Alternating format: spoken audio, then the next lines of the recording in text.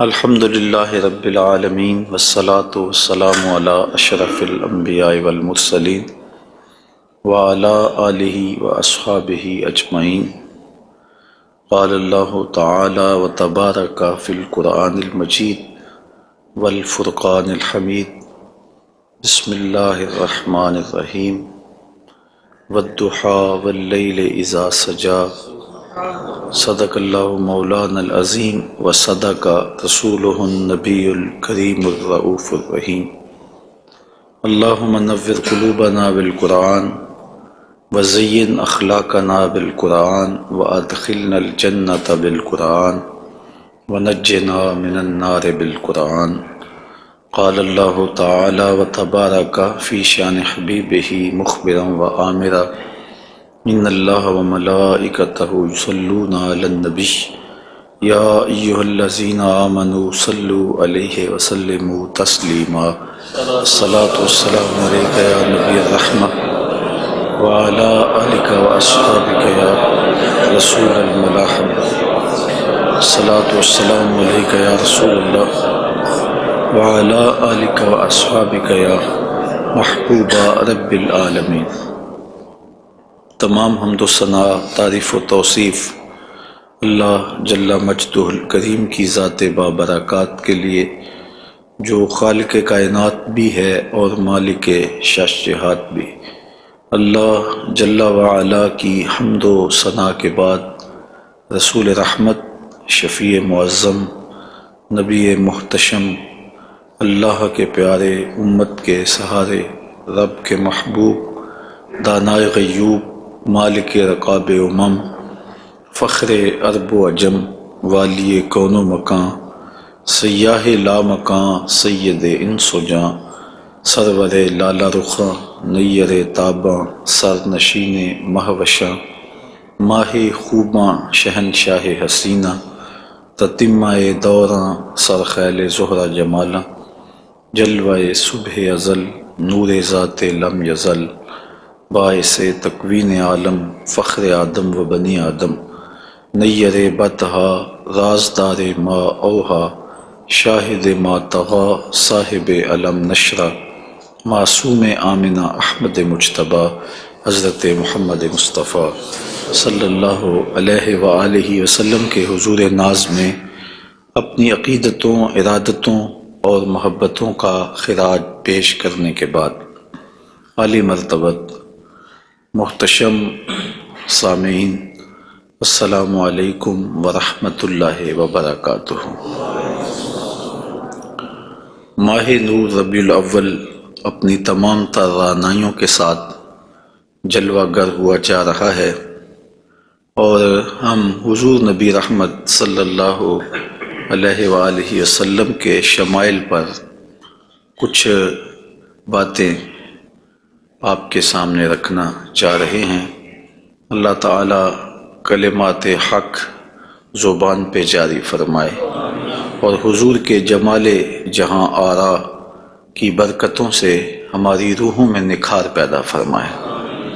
علماء نے لکھا ہے کہ حضور کے حلیہ شریف کو بیان کرنے سے دلوں میں حضور کی محبت پیدا ہوتی ہے، اور سننے والوں کو، بیان کرنے والوں کو حضور کا پیار ملتا ہے، حضور کی محبت ملتی ہے، اور اس کی برکت سے حضور کے دیدار کی دولت بیدار بھی نصیب ہو جاتی ہے۔ ہماری آرزو ہے کہ ہم آقا و مولا حضور ختم المرتبت صلی اللہ علیہ وآلہ وسلم کے شمائل کا درس سنیں، بیان کریں، ہماری بھی قسمت جاگے، زندگی میں وہ شب بھی آئے کہ آنکھیں بند ہوں اور مقدر جاگ اٹھے، اور میں سو جاؤں یا مصطفیٰ کہتے کہتے، کھلے آنکھ صلی اللہ کہتے کہتے۔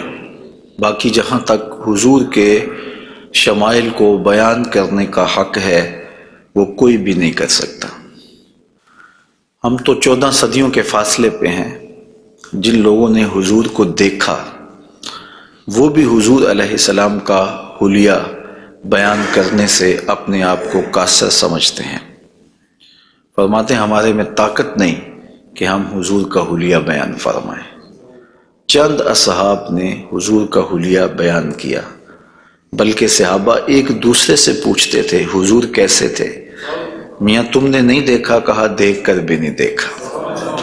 ہمت ہی نہیں تھی کہ حضور کے جمال جہاں آرا کو آنکھ بھر کے دیکھ سکیں۔ جن لوگوں نے حضور کا حلیہ بیان کیا ہے یہ وہ لوگ ہیں جنہوں نے یا تو حضور کو بچپن میں دیکھا ہے یا بہت قریب رہے ہیں اور حضور کو سوئے ہوئے دیکھا ہے، تو وہ حضور کا حلیہ بیان فرماتے ہیں۔ حضرت حسان بن ثابت رضی اللہ تعالی عنہ حضور کا حلیہ بیان فرماتے ہیں، کہتے ہیں کہ میں جو حضور کے شمائل کو تمہارے سامنے رکھتا ہوں تو اس کی وجہ یہ ہے کہ مجھے حضور کو دیکھنے کا ایک طریقہ آ گیا تھا، اور وہ یہ کہ فلما نظرت الی انوارہ فودعت کفی علی عینی خوفا من ذہاب بصری، تو میں اپنی آنکھوں پہ انگلیاں رکھ کے انگلیوں کی اوٹ سے حضور کے چہرے کو دیکھتا تھا کہ حضور کے جلووں کی چمک سے میری آنکھوں کی بینائی نہ جاتی رہے۔ یہ کون کہہ رہے ہیں؟ حضرت حسان بن ثابت رضی اللہ تعالی عنہ۔ اور آپ سارے اچھی طرح جانتے ہیں کہ حضرت حسان بن ثابت شاعر ہیں، اور شاعر حسن دیکھنے میں بڑا دلیر ہوتا ہے، اور وہ جو شاعر ہے اور حسن دیکھنے میں دلیر ہے وہ بھی آنکھوں پہ انگلیاں رکھ کے دیکھ رہا ہے، اور ابھی یہ حسن ظاہر نہیں ہوا۔ امام قرطبی علیہ رحمہ لکھتے ہیں کہ حضور نبی رحمت صلی اللہ علیہ وآلہ وسلم کا حسن ظاہر نہیں ہوا تھا، اور اگر جمال رسول صلی اللہ علیہ وآلہ وسلم کا ظہور ہو جاتا تو کوئی دیکھنے کی تاب ہی نہ رکھتا۔ حضور کے جمال جہاں آرا پر 70,000 بشریت کے پردے رکھے گئے، لیکن اس چھپے ہوئے حسن کو بھی دیکھنے کی تاب نہیں ہے، اور اگر یہ حسن بے نقاب ہوتا تو کیا ہوتا؟ یہی بہتر ہے کہ وہ پردے میں روح پوش رہے، وہ اگر پردہ اٹھا دے تو کسے ہوش رہے۔ حضرت شاہ ولی اللہ محدث دہلوی علیہ رحمہ نے اپنے والد حضرت شاہ عبد الرحیم محدث دہلوی علیہ رحمہ سے روایت کیا ہے کہ میرے والد شاہ عبد الرحیم خواب میں حضور کی زیارت کی، اور یہ بات آپ اچھی طرح جانتے ہیں کہ جس نے حضور کو خواب میں دیکھا اس نے حضور کو ہی دیکھا۔ شیطان خواب میں آ کر بھی حضور کی مثل ہونے کا دعویٰ نہیں کر سکتا۔ تو خواب میں حضور کو دیکھا اور عرض کی یا رسول اللہ صلی اللہ علیہ وسلم، آپ نے فرمایا ہے انا املہ و اخی یوسف اصبہ، میں نمکین حسن والا ہوں اور میرا بھائی یوسف میٹھے حسن والا تھا۔ وہاں تو زنان مصر کی انگلیاں کٹ گئیں، اور یہاں ایسا کوئی واقعہ پیش نہیں آیا، جبکہ حسن ملی حسن صبی کی نسبت زیادہ پرکشش ہوتا ہے، تو وہاں انگلیاں کٹ گئیں اور یہاں ایسا کوئی واقعہ پیش نہیں آیا، تو اس کی کیا وجہ ہے؟ تو حضور نے جو خواب میں جواب دیا وہ حضرت شاہ عبد الرحیم نے بیان فرمایا، اور شاہ ولی اللہ محدث دہلوی علیہ رحمہ نے در سمین میں اس کو لکھا۔ آقا کریم نے فرمایا جمالی مستور عن اعین الناس غیرۃ من اللہ، اے عبد الرحیم، اللہ نے غیرت محبت کی وجہ سے میرے حسن کو لوگوں کی نظروں سے چھپا کے رکھا ہے۔ کوئی محب نہیں چاہتا کہ میرا محبوب کوئی دیکھے۔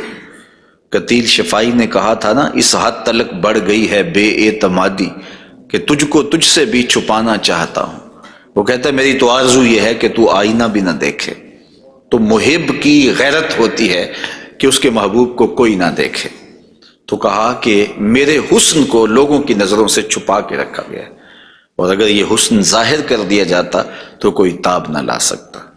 تو یہ چھپے ہوئے حسن کا عالم ہے کہ دیکھنے والوں کو پھر بھی انگلیاں رکھ کے دیکھنا پڑتا ہے، اور اگر یہ بے نقاب ہوتا تو پھر کون تاب لا سکتا؟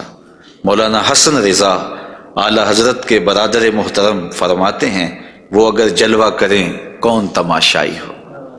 تو یہ وہ حسن ہے کہ جو تمام کا تمام ظاہر نہیں کیا گیا اور لوگوں کی نگاہوں سے پوشیدہ رکھا گیا، لیکن وہ بشریت کے پردوں کی اوٹ سے چھن چھن کے بھی اس قدر تابہ ہے کہ پوری کائنات کے اندر رنگ اسی حسن کے جھلکتے دکھائی دیتے ہیں، اور ہر طرف اسی کے انوار پھیلے ہوئے نظر آتے ہیں۔ تو حضور کے حسن کا بیان، حضور کے حسن کا ذکر اگرچہ انسانی استطاعت میں نہیں ہے اور اس کے بس میں نہیں ہے، لیکن اس کے باوجود صحابہ کے دور سے لے کر آج تک لوگوں کا یہ محبوب موضوع رہا ہے کہ وہ حضور علیہ السلام کے حسن کا ذکر کر کے اپنے قلب کی تسکین کا ساماں کرتے ہیں۔ علماء نے یہ بھی لکھا ہے کہ جو شخص حضور کے حسن کو بیان کرے لوگوں کے دلوں میں اس کے لیے پیار پیدا ہو جاتا ہے۔ آج ہر شخص چاہتا ہے کہ میں ہر دل عزیز ہو جاؤں، تو یہ سادہ سا نسخہ ہے کہ کائنات میں حضور کے حسن کے تذکرے کیا کرو، دنیا تم سے پیار کرنے لگ جائے گی۔ تم محبوب الخلائق بن جاؤ گے اگر تم اس محبوب دو عالم کے حسن کو لوگوں کی نظروں کے سامنے بیان کرو گے۔ انشاءاللہ حضور کے مختلف اعضاء کے حسن کا ذکر ترتیب وار کیا جائے گا، اور اہل محبت نے اور اصحاب رسول نے اس پر کیا محبتوں کے پھول پیش کیے ہیں۔ یقیناً آپ کے قلوب کو فرحت بھی ہوگی، قرار بھی ملے گا، اور آقا کریم کے حسن دل پذیر اور حسن جاں فضا کی مستیوں میں آپ کھو بھی جائیں گے۔ حضرت جابر بن سمرہ رضی اللہ تعالی عنہ فرماتے ہیں کہ لیلۃ الادحیان تھی، 14ویں رات کا چاند تھا، اور حضور یمنی چادر اوڑے ہوئے استراحت فرما رہے تھے، اور میں کبھی آسمان کو دیکھتا تھا، کبھی حضور کے جمال جہاں آرا کو دیکھتا تھا، اور یہ سوچتا تھا کہ میں فیصلہ کروں کہ آسمان کا چاند سونا ہے یا مدینے کا چاند سونا ہے۔ تو حضرت جابر بن سمرہ رضی اللہ تعالیٰ عنہ فرماتے ہیں پھر میں نے فیصلہ کیا فائزہ ہوا احسن عندی من القمر، میں نے کہا آسمان کا چاند نہیں، مدینے کا چاند سونا ہے، چونکہ چاند کی چمک بھی حضور کے در کی خیرات ہے۔ چاند کو، سورج کو، شمس و قمر کو جو روشنیاں دی گئی ہیں وہ حضور کے صدقے سے دی گئی ہیں۔ تو کائنات میں جہاں بھی اجالا ہے، جہاں بھی روشنیاں ہیں، جہاں بھی نور ہے، وہ نور حضور علیہ السلام کا ہی ظہور ہے، اور حضور کا نور ہے کہ جو کسی سے مستعار نہیں لیا ہوا، وہ حضور کا اپنا نور ہے، اپنا حسن ہے۔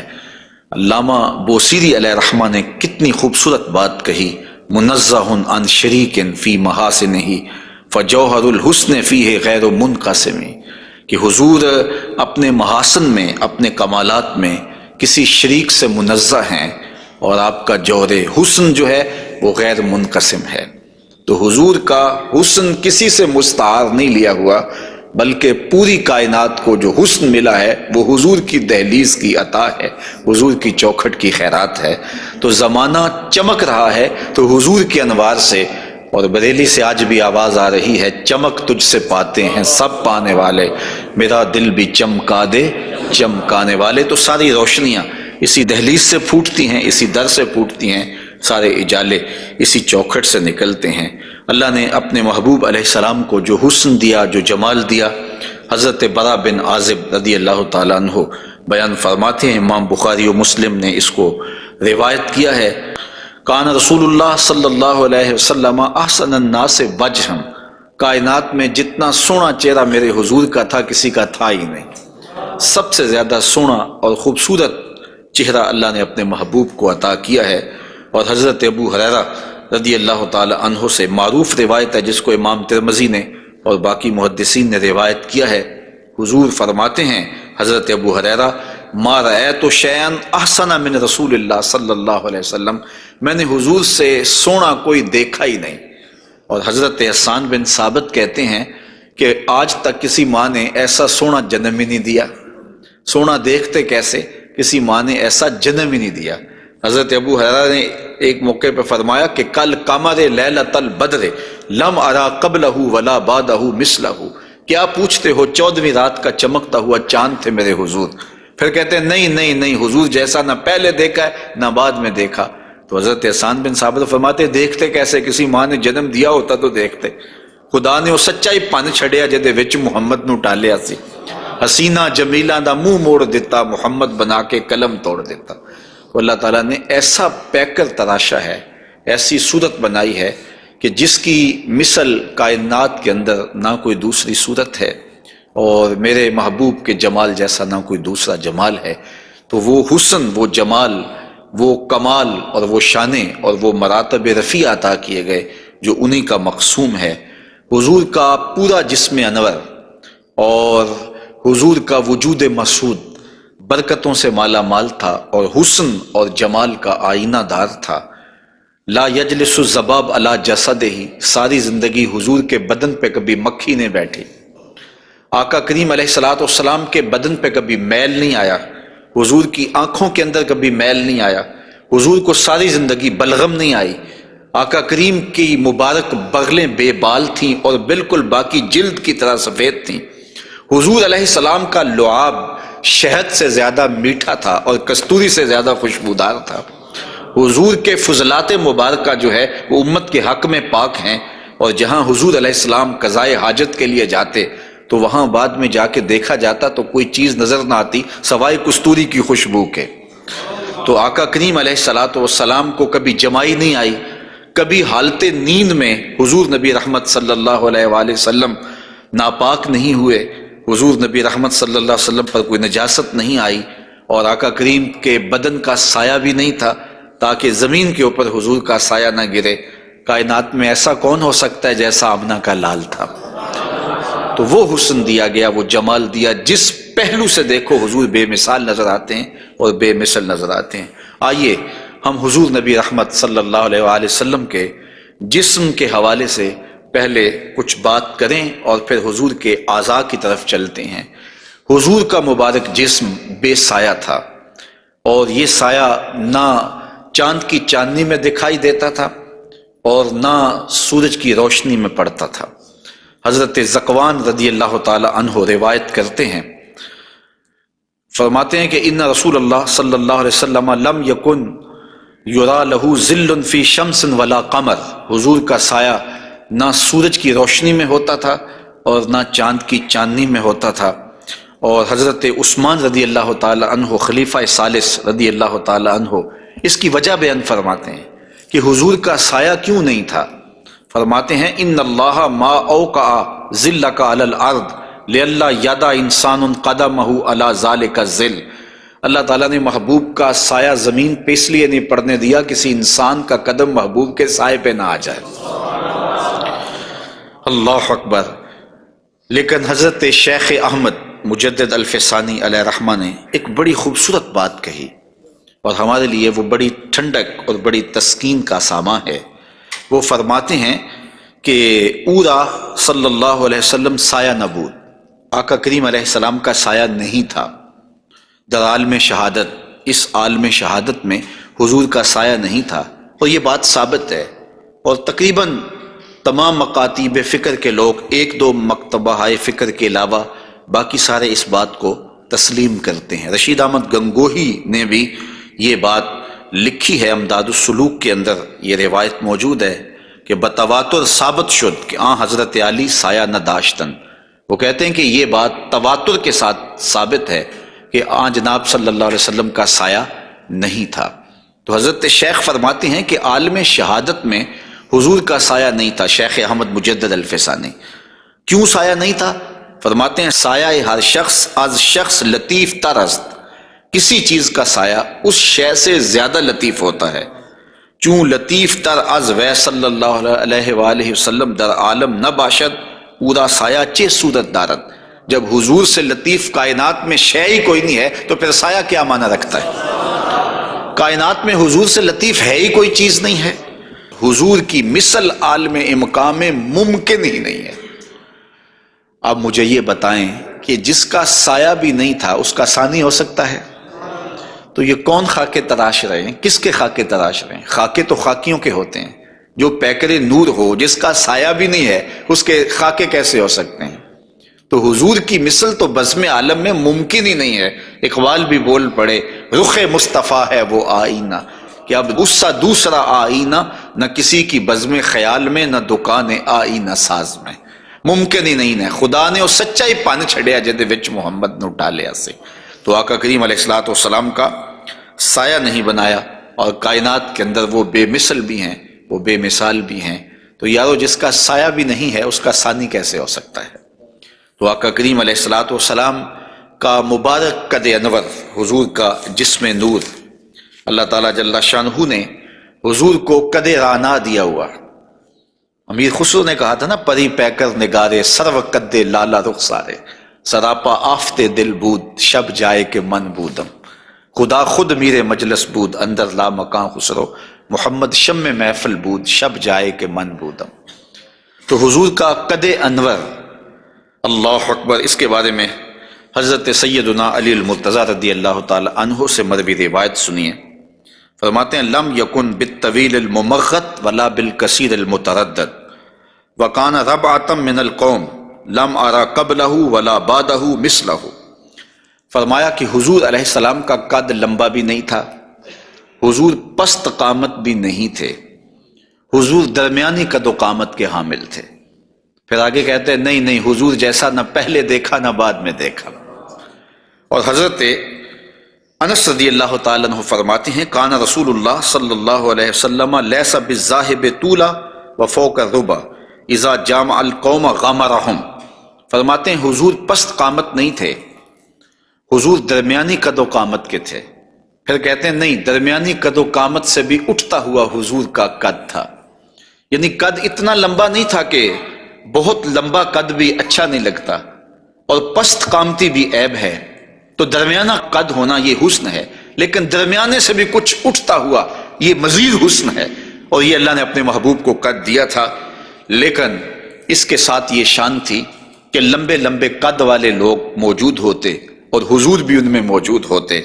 اذا جامع القوم غمرہم، جب حضور تشریف فرما ہوتے تو حضور سب سے اونچے دکھائی دیتے، قد درمیانہ تھا لیکن دکھائی اونچے دیتے۔ علماء نے اس کی تشریح میں لکھا ہے کہ حضور علیہ الصلوۃ والسلام کا یہ معجزہ تھا، یہ شان تھی، یہ نبوی وجاہت تھی کہ حضور سب سے اونچے دکھائی دیتے تھے۔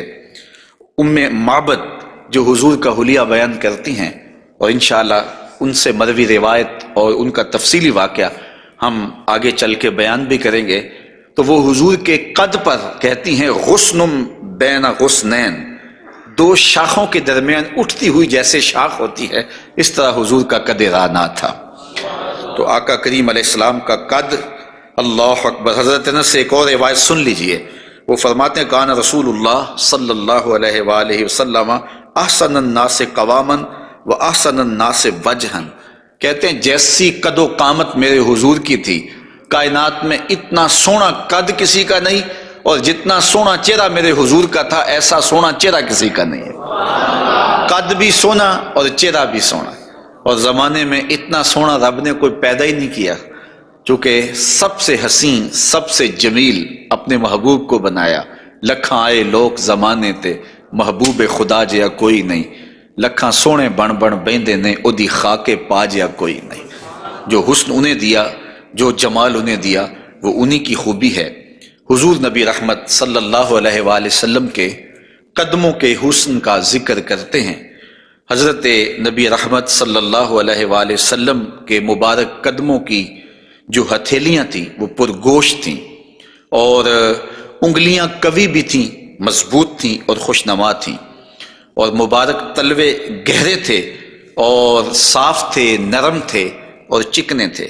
اگر ان پر پانی ڈالا جائے تو پانی بہہ جاتا، اور جب آقا کریم چلتے تو حضور ایسے لگتا جیسے بلندی سے نیچے اتر رہے ہیں۔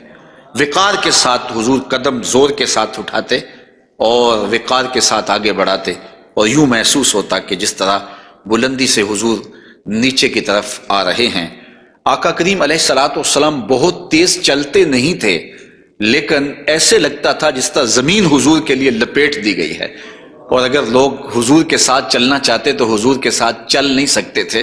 اللہ نے اپنے محبوب کو وہ رفتار عطا فرمائی، زمین بھی سمیٹ دی گئی تھی حضور کے لیے، اور وقت بھی سمیٹ دیا گیا تھا حضور کے لیے۔ اور آقا کریم علیہ الصلوۃ والسلام کے قدم مبارک کی انگلیاں وہ بڑی خوبصورت تھیں، لیکن جو درمیان والی انگلی ہے وہ انگلی باقی انگلیوں سے زیادہ قد آور تھی، لمبی تھی۔ آئیے ذرا اس انگلی کا حال حضرت میمونہ بنت کردم رضی اللہ تعالی عنہا سے سنیے۔ یہ ایک صحابیہ ہیں جو اپنے والد گرامی کے ساتھ حضور کی خدمت میں حاضر ہوئیں۔ تو ان کے والد گرامی نے حضور سے کوئی بات پوچھی، اور آقا کریم اس وقت ناقہ کے اوپر، اونٹنی کے اوپر سوار تھے، تو ان کا جی چاہا کہ میں حضور کا دیدار کروں، لیکن حضور کے چہرے کی وجاہت نے ان کو حضور علیہ الصلاۃ والسلام کے چہرے کی جانب آنکھ بھر کے دیکھنے نہ دیا، تو کہا اب آئی ہوں تو حضور کے مبارک پاؤں کو دیکھنے لگی۔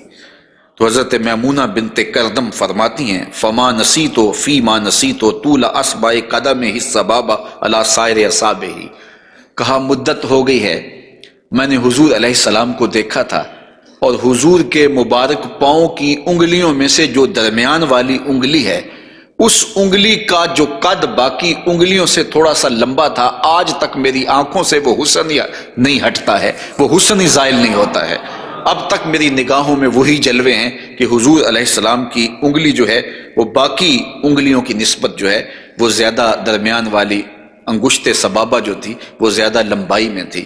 تو حضرت میمونہ بنت کردم ابھی تک اس انگلی کے حسن میں کھوئی ہوئی ہیں۔ مجھے بتاؤ جس کی انگلی، پاؤں کی انگلی اتنی حسین ہے، اس کی آنکھیں کتنی حسین ہوں گے۔ وہ کیا کسی نے کہا نا کہ قدموں میں جبیں کو رہنے دو، چہرے کا تصور مشکل ہے، قدموں پہ جبیں کو رہنے دو، چہرے کا تصور مشکل ہے، جب چاند سے بڑھ کر ایڑی ہے رخسار کا عالم کیا ہوگا۔ یہ تو انگلی کا حسن ہے کہ میمونہ بنت کردم ساری زندگی یہی احساسہ ہے، لوگوں کو بتاتی ہیں کہ لوگوں میں نے حضور کی انگلی دیکھی ہوئی ہے۔ تو جس نے حضور کے قدم انور کی انگلی کی زیارت کی ہے وہ تو ناز کرے، اور پھر اس عائشہ صدیقہ محبوب کائنات کی قسمت پہ ناز نہ کریں جن کی آغوش میں حضور کا سر انور ہوتا تھا۔ تو حضرت میمونہ بنت کردم رضی اللہ تعالی عنہا فرماتی ہیں کہ میں ابھی تک اس انگلی کے جمال کو بھول نہیں پائی۔ آقا کریم علیہ الصلاۃ والسلام کے قدموں کے بارے میں آتا ہے کہ کان رسول اللہ صلی اللہ علیہ وسلم احسن البشر قدما، کائنات میں جتنے سونے قدم میرے حضور کے تھے اتنے سونے قدم بھی کسی کے نہیں تھے۔ حضرت انس اور حضرت ابو ہریرہ اور ہند بن ابی حالہ رضی اللہ تعالیٰ عنہ حضور کے قدموں کے بارے میں شسن القدمین، اور حضرت امام ترمذی نے مسیح القدمین کے لفظ بولے ہیں کہ نرم آپ کے قدم تھے، اور آپ کے قدم جو ہے وہ چمکدار تھے، روشن تھے، آپ کے قدم پرگوشت تھے، اور آپ کے مبارک پاؤں خوبصورت تھے۔ اور تلوے جو تھے اس کے بارے میں دو روایات ہیں، ایک روایت یہ ہے کہ اخمسان، اور ایک روایت کے اندر لفظ ہیں لیس لہا اخمس، کہ جو تلوے ہیں وہ درمیان سے جو ہیں وہ پرگوشت تھے، اور ایک ہے کہ درمیان سے پرگوشت نہیں تھے۔ تو یہ دو روایات کی تطبیق کیسے ہوگی؟ بعض نے کہا کہ حضور کے مبارک تلوے جو تھے وہ درمیان سے پرگوشت نہیں تھے، اور بعض نے کہا کہ بالکل درمیان سے پرگوشت ہی تھے اور بالکل سیدھے تھے۔ علماء نے کہا کہ درمیان سے خلا تو تھا، لیکن جب حضور قدم رکھتے تھے تو آقا کریم علیہ السلام قدم جو ہے وہ پوری طرح جماؤ کر کے رکھتے تھے، اور جب وہ نقش بنتا تھا تو وہ نقش پورا بنتا تھا۔ اور یہاں محدثین نے کمال کر دی، کہا رب نے یہ نہیں چاہا کہ میرے محبوب کے تلووں کا نقش ناتمام بنے، نقش پورا بنتا تھا۔ تو جنہوں نے نقش کو دیکھ کر تلووں کا اندازہ لگایا انہوں نے کہا کہ نہیں، وہ تلوے بالکل برابر تھے اس لیے کہ نقش پورا بنتا تھا، اور جنہوں کو تلوے دیکھنے کی سعادت نصیب ہو گئی تو انہوں نے کہا نہیں، ہم نے دیکھے ہیں کہ جو ہے وہ درمیان میں جو ہے وہ کم گوشت تھا اور اطراف میں گوشت زیادہ تھا۔ تو صحابہ نے حضور کے تلووں کے بارے میں یہ رائے بیان فرمائی ہے۔ حضرت ابو ہریرہ رضی اللہ تعالی عنہ فرماتے ہیں انہ صلی اللہ علیہ وسلم کان اذا مشى علی الصخر غاصت قدماہ فیہ، جب کبھی آپ ننگے پاؤں چلتے کسی پتھر کے اوپر، کسی چٹان کے اوپر، تو وہ چٹان اور پتھر حضور کے لیے نرم ہو جاتے، اور آقا کریم علیہ السلام کے مبارک قدم جو ہے اس پتھر کے اندر جو ہے وہ دنس جاتے اور نشان بن جاتے۔ جس طرح مقام ابراہیم پہ آپ دیکھ سکتے ہیں کہ حضرت اسماعیل علیہ السلام کے قدموں کے نشانات اس پتھر نے محفوظ کر لیے، تو یہ پتھر جن پتھروں پہ حضور چلتے تھے وہ اپنی چھاتی پہ حضور کے تلووں کے نشان محفوظ کر لیتے تھے۔ سلطان قاتبائی نے باقاعدہ ایک ایسا پتھر جس پر حضور کے قدموں کے نشانات موجود تھے وہ 20,000 دینار میں اس زمانے میں خریدا، اور خرید کے ساری زندگی اپنے پاس رکھا، اور مرنے سے قبل وصیت کی کہ جب میں مر جاؤں تو یہ پتھر میری قبر کے سرہانے لگانا۔ علامہ خفاجی علیہ رحمہ نسیم الریاض میں لکھتے ہیں کہ وہ پتھر آج بھی ان کی قبر کے سرہانے پہ لگا ہوا ہے، اور لوگ اس کو اپنے لیے اعزاز سمجھتے تھے، اور یہ وہ قدم ہیں کہ جہاں آتے اس جگہ کی قسمت جاگ پڑتی۔ یہ قدم اور یہ مبارک تلوے یہ تو عرش نے بھی چومے ہیں نا۔ اعلیٰ حضرت نے کیا خوب کہا، زہ عزت و اطلاع محمد، کہ ہے عرش حق زیر پائے محمد، کہ عرش حق حضور کے قدموں کے تلے تھا، اور یہ تلوے وہاں عرش الہی پہ لگے ہیں، اور یہ وہی تلوے ہیں جو حضرت جبریل امین کو چومنے کی سعادت بھی ملی ہے۔ جب معراج کی شب حاضر ہوئے تو محبوب استراحت کر رہے تھے، تو جبریل عرض گزار ہوئے کہ محبوب تیرا نبی تو سویا ہے، تو آواز آئی یا جبریلو قبل قدمہ ہے، میرے محبوب کے قدم چوم لے۔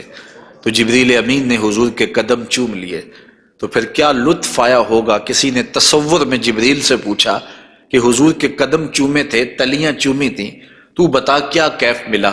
تو اس نے زبان حال سے کہا، نہ جنت کی کلیوں میں دیکھا مزہ جو محمد کی تلیوں میں دیکھا۔ حضور علیہ السلام کے مبارک قدم جہاں پڑتے وہاں رحمتیں اور برکتیں ہی نازل ہوتی۔ ذی المجاز کی منڈی میں اپنے چچا کے ساتھ حضرت علی المرتضیٰ رضی اللہ تعالیٰ عنہ کے والد جناب ابو طالب کے ساتھ حضور جا رہے تھے۔ انہوں نے کہا کہ مجھے تو بڑی سخت پیاس لگی ہے، تو آقا کریم علیہ الصلوۃ والسلام نے سواری سے اتر کے زمین پر زور سے اپنا پاؤں مارا، تو جب آپ نے پاؤں مارا تو چشمہ پھوٹ پڑا، اور اپنے چچا سے کہا کہ یہاں پانی پی لیجیے گا۔ اور حضور علیہ الصلوۃ والسلام کی مبارک ایڑیاں جو ہیں ان کے بارے میں ہے کہ وہ کم گوشت تھیں، ان پر زیادہ گوشت نہیں تھا، اور آقا کریم علیہ الصلوۃ والسلام اس ایڑی کو بھی جہاں لگاتے وہاں حالات رحمتوں بھرے ہو جاتے۔ حضرت جابر رضی اللہ تعالی عنہ کا اونٹ تھا، ایک سفر میں وہ حضور کے ساتھ تھے کہ وہ تھک گیا اور اس سے چلا نہیں جاتا۔ حضور کی سواری گزری تو انہوں نے عرض کی، یا رسول اللہ صلی اللہ علیہ وسلم، یہ میرا اونٹ ہے اور تھک گیا ہے، اور میں قافلے کے ساتھ کیسے سفر کر سکتا ہوں؟ تو آقا کریم علیہ السلام نے اپنی ایڑی سے اس کو ٹھوکر لگائی، فناشطا حتی کانا لا یملک زمامہ، وہ اتنا تیز ہوا کہ پھر اس کی باگ سنبھالی نہیں جاتی تھی۔ کچھ عرصے کے بعد حضور حضرت جابر سے پھر ملے، اور حضور نے پوچھا کہ وہ تمہارے اونٹ کا کیا بنا؟ تو انہوں نے کہا بخیرن قد اصابت ہو برکتوں کا، حضور آپ کی برکت کی وجہ سے اب خیر ہی ہو گئی ہے۔ تو وہ تو اب سنبھالا نہیں جاتا ہے اور اتنا سری و رفتار ہو گیا ہے۔ اور یہ بات آپ کبھی بھی بھول نہیں سکتے ہیں کہ حضور احد پہ تشریف لے گئے تھے، تو وہ حضور کے آنے کی خوشی میں جھوم اٹھا تھا، تو حضور نے ایڑی ہی ماری تھی، زور کے ساتھ ایڑی لگاتے ہوئے حضور نے کہا فَضَرَبَهُ بِرِجْلِهِ فَقَالَ اُثْبُتْ، حضور نے کہا کہ اے احد رک جا، تو جھوم رہا ہے جانتا نہیں، فَإِنَّمَا عَلَيْكَ نَبِيٌّ وَصِدِّيقٌ وَشَهِيدَانِ، تیرے اوپر ایک اللہ کا نبی ہے، ایک صدیق ہے اور 2 شہید ہیں۔ اور پھر فوراً اس کا زلزلہ تھم گیا۔ اعلیٰ حضرت بولے، ایک ٹھوکر سے احد کا زلزلہ جاتا رہا، رکھتی ہیں کتنا وقار اللہ اکبر ایڑیاں۔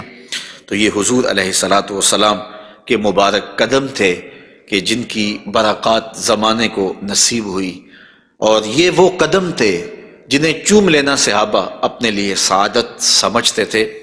حضرت ذرا وفد عبد القیس میں آئے تو پھر انہوں نے حضور کی خدمت میں عرض کی کہ ہم آپ کے قدم اور آپ کے ہاتھ چومنا چاہتے ہیں، اور وہ آگے بڑھے۔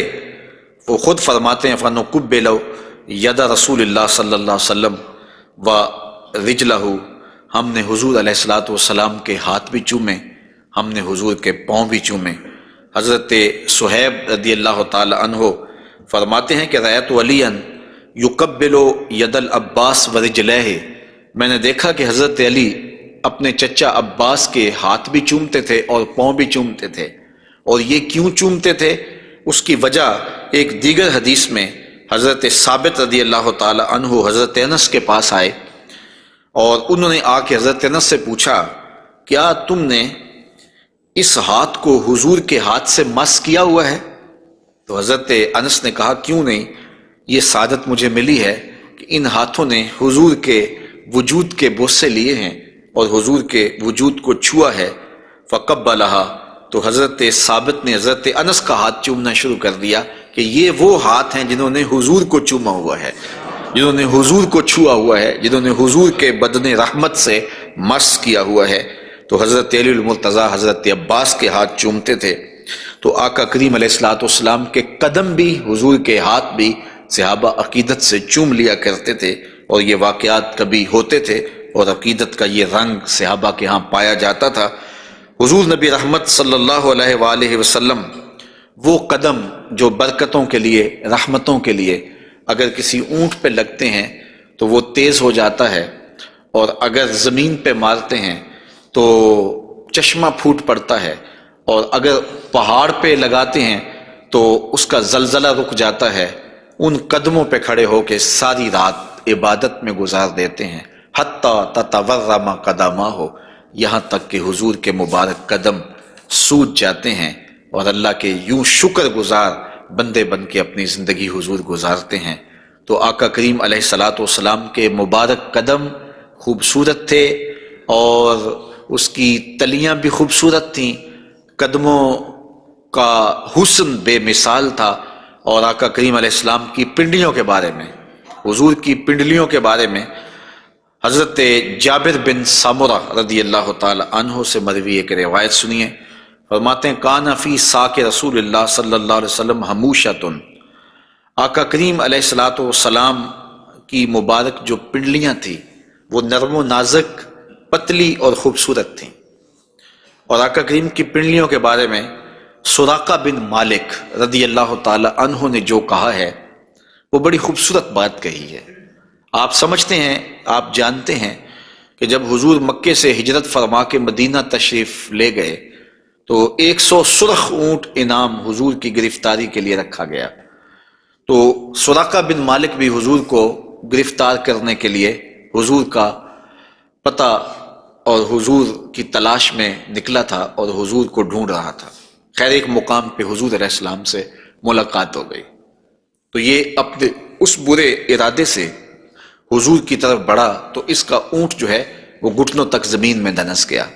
اس نے معذرت کی، حضور نے دعا دی، وہ اونٹ باہر نکل آیا تو اس کی پھر نیت بدل گئی، تو پھر دوبارہ اونٹ جو ہے وہ گھٹن تک دنس گیا۔ خیر اس نے دوبارہ معذرت کی اور حضور سے کہا کہ آپ مجھے امان نامہ لکھ کے دیں۔